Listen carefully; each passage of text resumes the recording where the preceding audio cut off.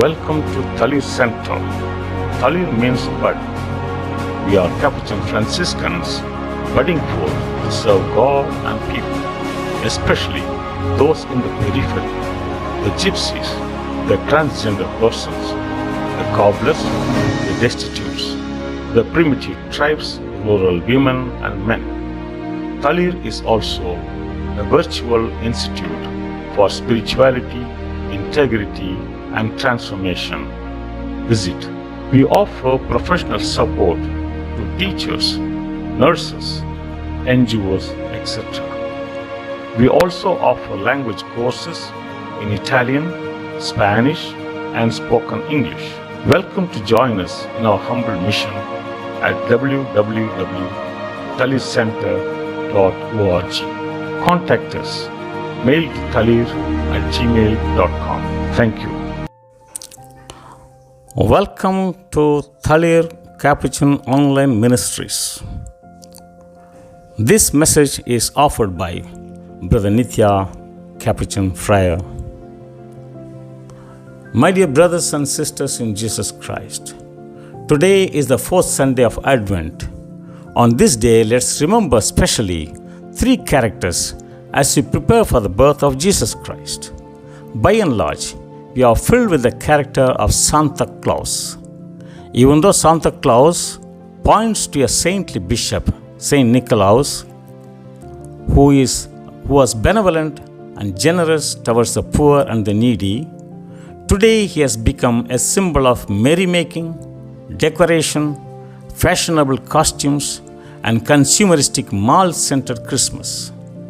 There is practically nothing Jesus in such external celebrations.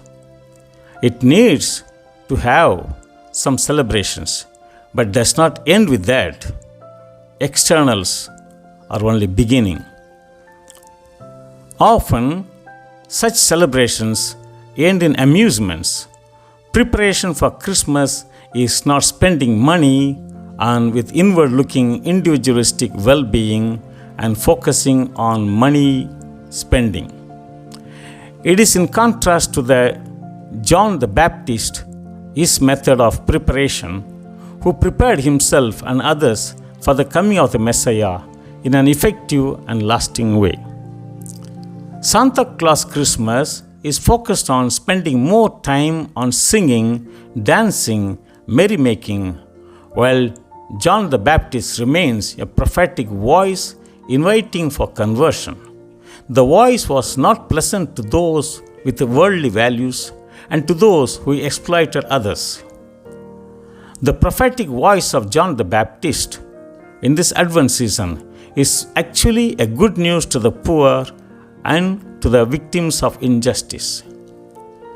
The cry in the wilderness is focused on personal change and social transformation, and thus they are rooted in the Messianic kingdom and its values.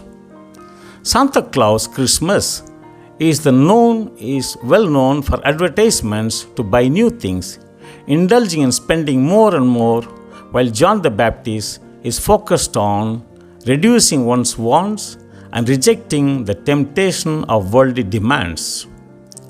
While Santa Claus mentality advertises on merrymaking with excessive focus on carol competitions, decorations, cakes, etc., without much regard for personal transformation, John the Baptist gives the message of conversion, changing one's life to live in solidarity with the neglected ones. Santa Claus Christmas calls for consumeristic, inward-looking individualism and in one's own well-being through the excess spending, window shopping, fashions, etc., while John the Baptist, wearing harsh dress in penitential life, calls for solidarity with the less fortunate ones rather than on oneself. Santa Claus celebrations calls for externals, while John the Baptist calls for internal change. Santa Claus Christmas is remaining in peripheral life, while the John the Baptist calls for trusting in God, committed to Messiah and His kingdom, by one's own evangelization. The symbol of Santa Claus is focused on I, my, and mine. It does not bother about others in need. It does not look out nor reach out to others. But John the Baptist calls for transformation from the narrow mindset to have a broad heart and broad mind for others, especially the least and the last. Now, the third personality is that of Mother Mary. How Mother Mary is prepared to receive the Messiah. What has been the preparation of Mother Mary before the birth of Jesus? It was told that the Mother Mary was announced of good news from Angel Gabriel. It was to bear the Messiah in her womb. This message was not a happy message for Mary to accept because it had a tag. She must bear a son outside the wedlock. This would bring down her name, put her to shame. She would be insecure, liable to be stoned to death as per Jewish law. It meant for Mother Mary not a sense of glory or pride, but to take the risk, to take a heavy responsibility to accept Jesus to be born in her womb. In order to accept Jesus, we need to make a big sacrifice of one's own name and change my way of thinking and acting and discern God's ways. Mother Mary ended up surrendering to God and said, I am the handmaid of the Lord, and let it be to me what He wills. The words of angel was not a pleasing one for Mother Mary, and it was not a pleasant annunciation as you imagine. She accepted this with the greater purpose of salvation of humanity and ultimately participation into the mystery of God's salvation. Hence, to accept God in our life also means to accept sacrifice for the well-being of others. Mother Mary had accepted also an assurance about Elizabeth that a barren elderly person is getting a child, and so when she got the good news of bearing a son in her womb, Mother Mary was not relaxing and celebrating, but rather immediately she went to meet Elizabeth because she was in need of help. Christmas preparation is reaching out to the people in need. Mother Mary went and stayed there 3 months. 3 months of preparation is not just staying, but taking up all the responsibilities of the house with Elizabeth till the birth of child from Elizabeth. She remained there and she came back bearing her. After that, she came to home. She did a big sacrifice of herself for taking up responsibility for others.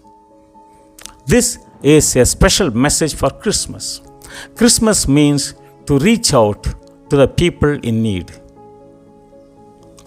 In the whole episode of Annunciation, the Annunciation does not stop with good news, but rather Mother Mary takes responsibility of going away from her home and away from her comfort zone to reach out to the persons in need and to the house of Elizabeth, who was in her old age.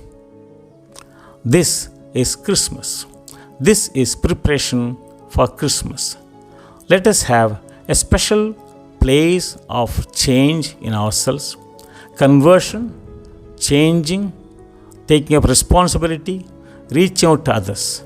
Christmas celebration of Jesus' birth is also reaching out to the needy and suffering and the marginalized people. Pope Francis says, let us reach out to the periphery, because in periphery you find God's power, God's blessings, God's energy, and God's miracles. We are getting ready ourselves to celebrate this. Are we in a mood of Santa Claus with merrymaking, with a new dress, with the decorations, or are we prepared to change our life at the call of John the Baptist? And are we ready to reach out to the people in need to celebrate the real Christmas by spending time for others, the elderly people, the physically challenged, the children in need of the love and affection, people who are easily rejected. Some people who are easily rejected because of caste, creed, color. Are we among them? Or are we going in search of a radical transformation in ourselves and reach out to the people in need? Let us celebrate this Christmas. It is certainly a Christmas of celebration, a celebration of unity and peace. Most of our personal lives and family lives are undergoing frictions with the persons and other families. May this Christmas season make Jesus to see us well prepared by our initiative to build up unity and peace. Let us go away from our house, reach out to the families in need. This Christmas can be certainly a great potential that each one of us we have to build up unity and peace. May Jesus, the Emmanuel, find us ready to receive Him through our transformation and through our trust in Jesus. Amen.